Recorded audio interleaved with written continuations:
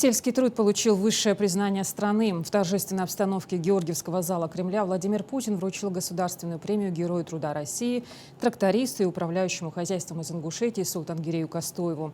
Благодаря его трудолюбию, организаторским способностям удалось внедрить множество эффективных практик и существенно увеличить сбор урожая, отметил президент. Он человек, для которого земля не просто работа, а дело жизни. За 42 года на тракторе он превратился из простого механизатора в управленца крупного предприятия «Зори Кавказа», сохранив при этом простоту и приверженность к делу.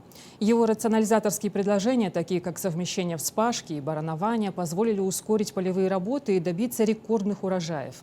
1 мая этого года он уже был удостоен звания Героя труда России, одной из самых высоких наград страны.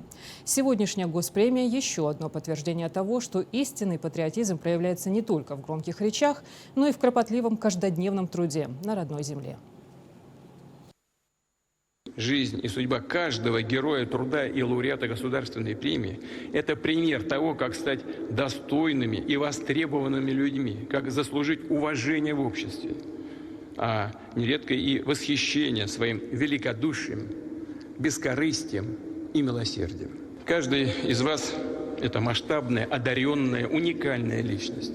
Каждый достиг вершин в своей профессии, в призвании, в реализации таланта и способностей. Но для всех вас объединяет стремление работать с полной отдачей, добиваться пользы для людей и нашего Отечества.